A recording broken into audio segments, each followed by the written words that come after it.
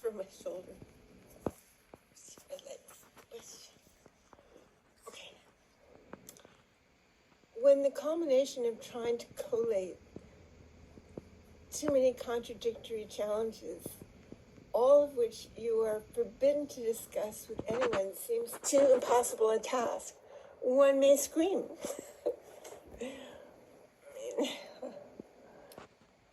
I mean, I wouldn't do that too often, but sometimes you just gotta,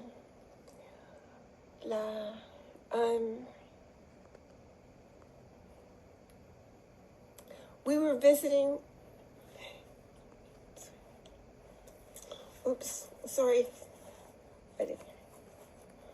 we were visiting Truman in Cadaques one summer, his enchanted hideaway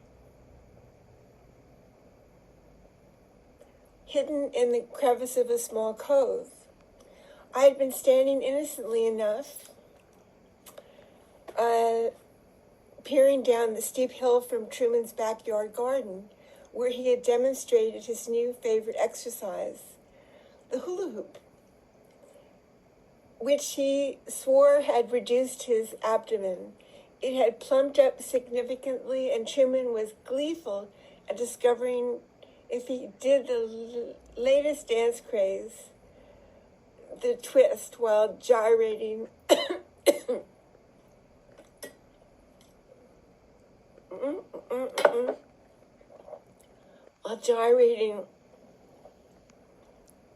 a hula hoop.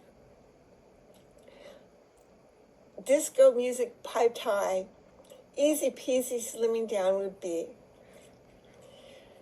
Amidst my solitary after lunch revelry, a hand gripped the back of my neck from behind, menacingly firm. It was violent, immediately sending me back to the grip my older half-brother used to accost me with from behind. The sudden out-of-the-blue violence was followed by an accusatory growl. As I was flung around, my little beach bag open, shoved into my face, while the interlocker snarled, "Kate, what is this?" It was my little swimming wig. This was my brother Billy's tutor, who had accompanied us that summer. His barely contained fury left me speechless, as I had been trained to be. I tore myself from his grip and ran to Truman's house, finding the room assigned to me for my nap. Truman's own writing study. It was here that I finally screamed, unable to reconcile my inability to answer the accusation of the tutor with the merciless anger of my furious half-brother. I was utterly conflicted on how to explain anything, not understanding the crime I was being accused of either. After this scream, so unlike me, came a thundering of legs en route within the house. Mummy was there, Dad, Truman, and Jack. I sobbingly explained my dilemma as best I could, leaving out the part about my half-brother's violence. The stance of malevolence he maintains towards me, his insistence of presenting himself as an unyielding threat. God only knows what the tutor's intentions had been. I just ran away as soon as I could free myself. Okay.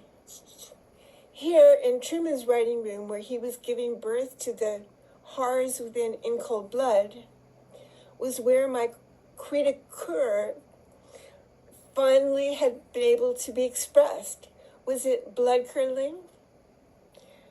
The protracted agony Truman experienced in writing in cold blood was something we'd live with. It was in this very room, modest, not untidy, with books on shelves, papers neatly piled, A slender daybed against the bookshelves, narrow windows not indicating much of a view. This was Truman's own prison cell, not dissimilar in size to where he communed with the murderers back in the States, somewhere in the bowels of a state penitentiary. He lived with them day in and day out through no fault of his own. Was my scream a reaction to the maelstrom of violence Truman confronted every day in that little room, the cold-blooded reptilian illogic of evil that nothing could put right, that he had set himself to wrestle with, from which no sense could be made? What a fetid, irredeemably dank situation Truman was left with, this murder, this methodical annihilation of an entire family on simply a whim by two broke ex-cons in need of ready cash. He couldn't have come from richer sobriquets of joie de vivre than those storied heights of literary genius.